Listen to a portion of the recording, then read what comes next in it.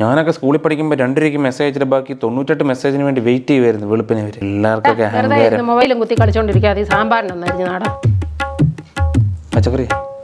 എൻ്റെ അമ്മ ചുമ്മാ ടെൻഷൻ അടിപ്പിക്കില്ല. ഞാൻ എൻ്റെ ഭാവിയെ കുറിച്ച് ഓർത്ത് തല പെരുത്തിരിക്കുക. എന്ത് വായ്പ വേണ്ടിയത്? ഭാവി മാത്രം ആലോചിച്ചോണ്ടിരുന്ന വിശപ്പിന് വല്ലതും വയറ്റിലാവും. ഈ പച്ചക്കറി അരിയാൻ വേണ്ടിയാണ് ഈ മനുഷ്യൻ ഇത്ര ടെൻഷൻ അടിപ്പിക്കുന്നത്. ഞാൻ ചെയ്തോളൂ. ഇത് വലിയ കാര്യമുള്ള കാര്യമൊന്നും അല്ലല്ലോ. ഇവിടെ വെച്ചിട്ട് പോയി ഞാൻ അരിഞ്ഞോളാം. പച്ചക്കറി ആണെങ്കിലും മീനാണെങ്കിലും എന്താ വന്നാലും ഇത് അരിയുന്നതിനൊക്കെ ഓരോ രീതികളില്ലേ.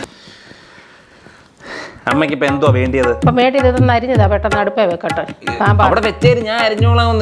എപ്പോഴേലും അരിയുന്ന കൊള്ളാം. ഇതെങ്ങനെ അരിയണ്ടേന്ന് നിനക്കറിയാം? പാത്രത്തിൽ കൊള്ളുന്ന പോലെ അരിഞ്ഞാൽ പോരെ, വലിയ പാടുള്ള കാര്യമൊന്നും അല്ലല്ലോ. അങ്ങനെ ചുമ്മാ ഒത്ത പോലെ കണ്ടിച്ചിട്ടാ പറ്റുമോ? സാമ്പാറിനും അവിയലിനും അരിയേണ്ട രീതി ഉണ്ടോ? അവിയലിന് നീളത്തിൽ അരിയണം, സാമ്പാറിന് സ്ക്വയറായിട്ട് അരിയണം. നീളത്തിൽ അരിയണം, പട്ടത്തിൽ അരിയണം, ത്രികോണത്തിൽ അരിയണം, നീളത്തിൽ അരിയണം. അത്രയല്ലേ ഉള്ളൂ? നീളത്തിലല്ല, സ്ക്വയറിൽ. അവിയലിന് നീളത്തിൽ. ഇതിപ്പം അവിയലിന് അരിയണം. എടാ അവിയലല്ല, സാമ്പാറിന് അരിയാനാ പറഞ്ഞത്. എത്ര പ്രാവശ്യം നിന്നോട് പറയാം? സാമ്പാറിന് അരിയണം, അതായത് നീളത്തിൽ അരിയണം. അവിയൽ സ്ക്വയറായിട്ട് നിനക്ക് എന്നാ സോക്കേട്?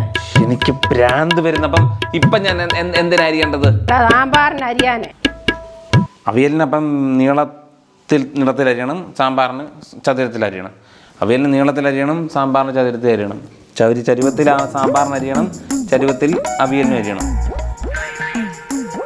അപ്പം ചരുവ എവിടാ? ഇപ്പം ഏത് ചരുവത്തിൽ അരിയണ്ടേ?